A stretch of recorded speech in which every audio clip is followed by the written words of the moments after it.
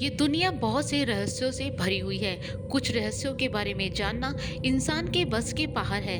इन्हीं रहस्यों में एक है कुलधारा गांव, जो दुनिया की सबसे डरावनी जगहों में एक माना जाता है। राजस्थान के जैसलमेर से 14 किलोमीटर दूर मौजूदा कुलधारा गांव पिछले 200 सालों से वीरान पड़ा हुआ है। ऐसा माना जाता है कि इस गांव को साल 1300 में पालीवाल ब्राह्मण समाज ने सरस्वती नदी के किनारे बसाया था। किसी समय इस गांव में काफी चहल पहल रहा करती थी, लेकिन आज ऐसी स्थिति है कि यहाँ कोई इंसान भटकने से भी डरता है।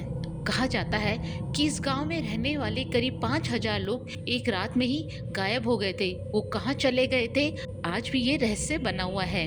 ऐसा क्यों है, इसके बारे में हम आपको इस वीडियो में बताएंगे।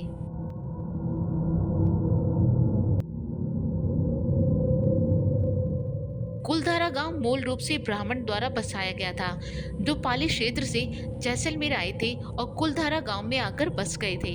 इतिहास के मुताबिक पाली ब्राह्मणों को पालीवाल कहा जाता था। बताया जाता है कि पाली के एक ब्राह्मण कधान ने सबसे पहले इस जगह पर अपना घर बनाया था और साथ में एक तालाब भी खोदा था, जिसका नाम उदनसन रखा था।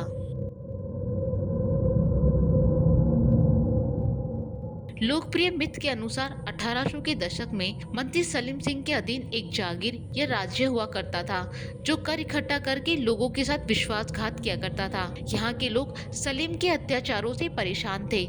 ऐसा कहा जाता है कि सलीम सिंह को ग्राम प्रधान की बेटी पसंद आ गई और गांव वालों को इस पर धमकी दी कि अगर उन्होंने इस बात का विरोध किया तो वो ज्यादा कर वसूलेगा। अपने गांव वालों की जान बचाने के साथ साथ अपनी बेटी की इज्जत बचाने के लिए मुखिया सहित पूरा गांव रातों रात फरार हो गया। कहा जाता है कि कुलधारा गांव के लोगों ने गांव के मंदिर के पास एक चौपाल पर पंचायत की और गांव छोड़ने का फैसला किया।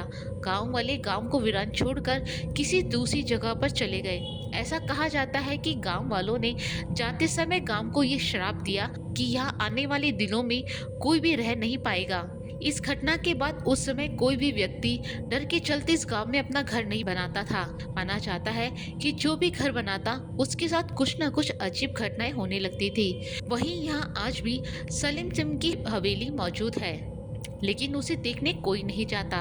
अब कुलधारा गांव भारतीय पुरातत्व सर्वेक्षण द्वारा संरक्षित तरीके से रखा जाने वाला ऐतिहासिक स्थल है।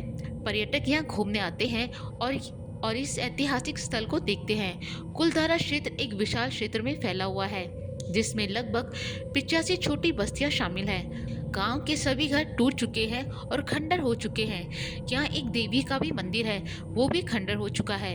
मंदिर के अंदर शिलालेख है, जिसकी वजह से पुरातत्वविदों को गांव और इसके प्राचीन निवासियों के बारे में जानकारी इकट्ठी करने की मदद मिली है। वहीं इन खंडरों से अतीत में इस गांव को समृद्ध होने का पता चलता है।